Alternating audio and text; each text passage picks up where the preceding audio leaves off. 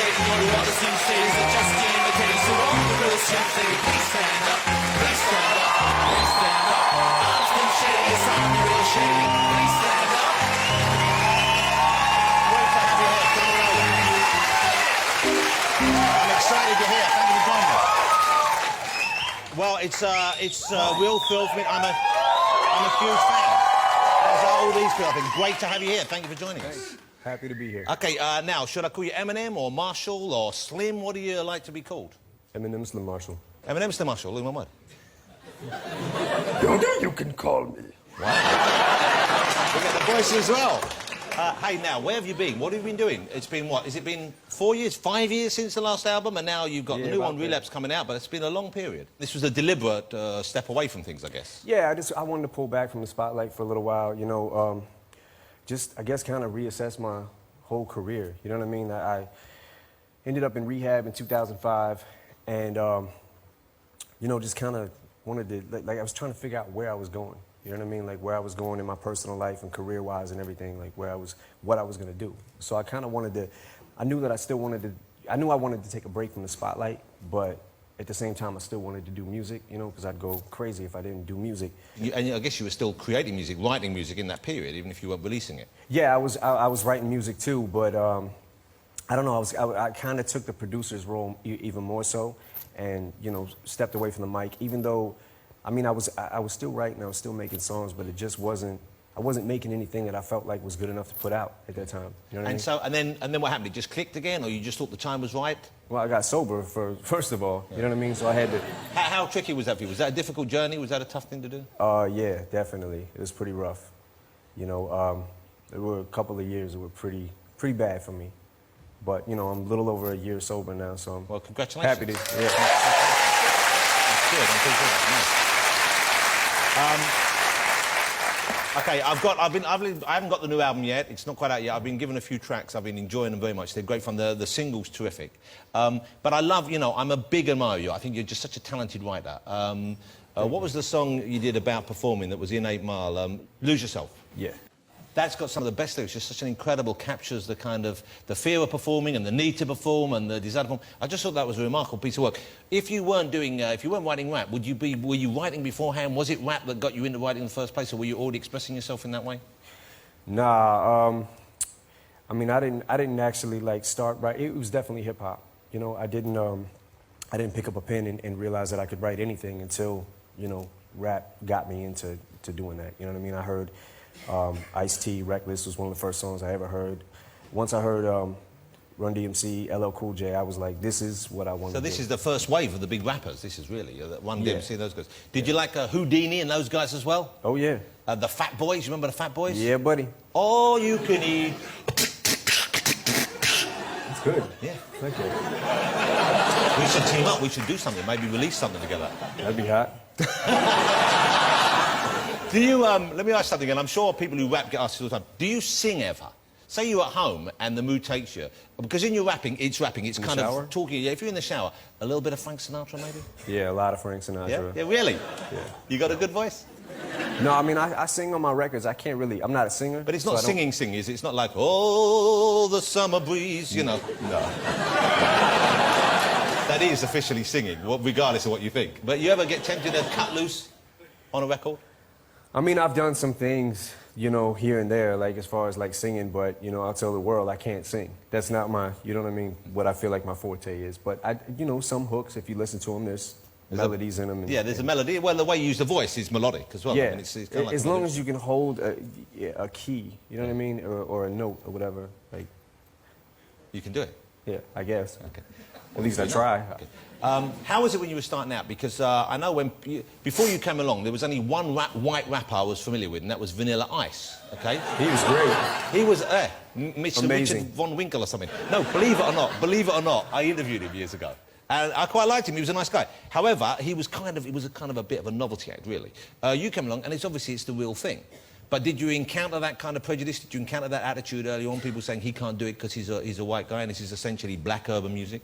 I mean, yeah, early on I went through, like, quite a bit of that. But, I mean, I think that at the end of the day, I guess if your heart is in it and you just keep persevering, you know, you're gonna break through. I mean, I don't know. I mean, it was certainly, it wasn't easy, you know what I mean? But I kept at it, you know. I got booed off stage. It was, you know, many times, like, you know, as I did in the movie, like certain, you know. Yeah. How long did it take, do you think, before you got good enough to think, okay, this is working now? How many times did you have bad on-stage experiences? Maybe a couple. So not that I'm pretty many. awesome. Okay. Let me talk to you about your new single, because you know what I love about your work, and I'm sure many people do, there's a sense of humour in it. It's funny. A lot of the time, it's funny. Not always. Sometimes it's dark and, you know, other things, but sometimes it's very funny, and the new single is very funny, and you have a firm grasp of popular culture. You kind of, I think the word that young people use is diss. You diss some people in the new single. Some. Yeah, yeah.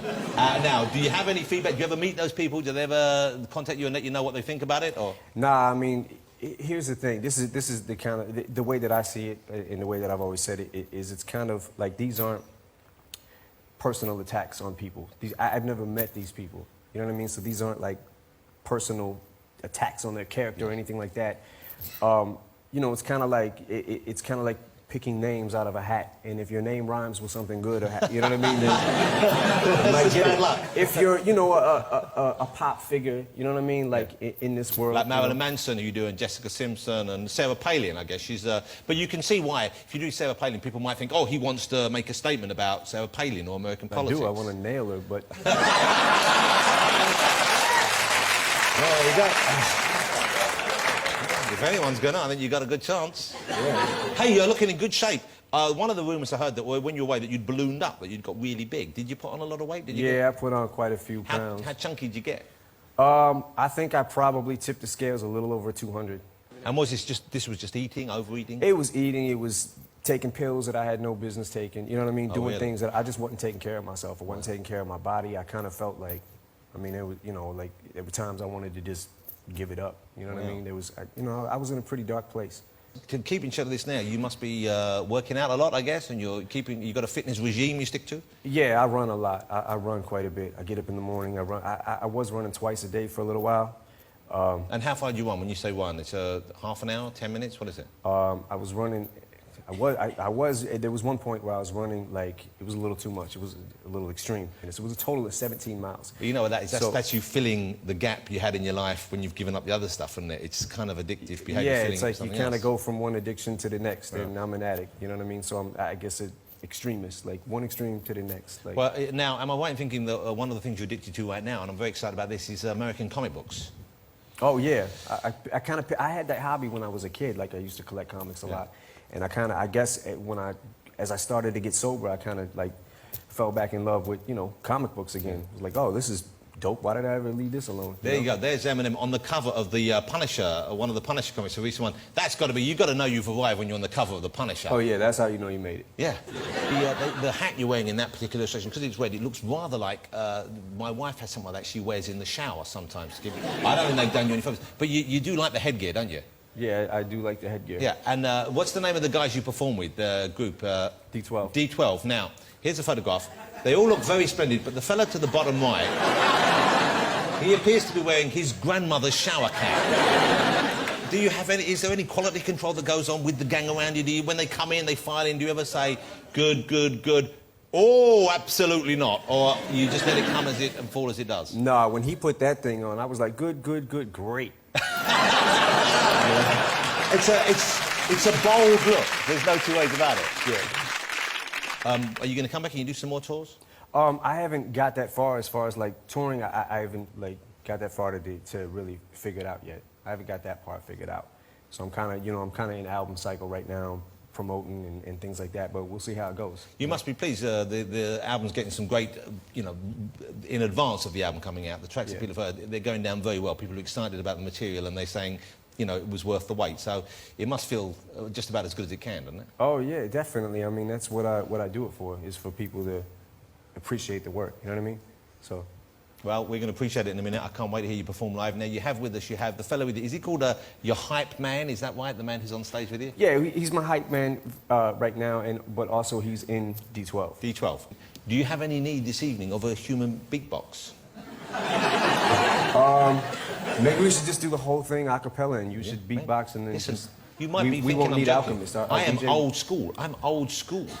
Really? Yeah, man, I'm old school. I'm so old school, I don't even know what old school means.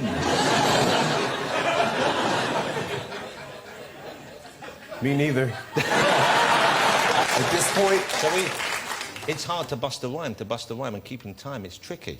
It's tricky, and I can do it. Wow. Amazing, amazing.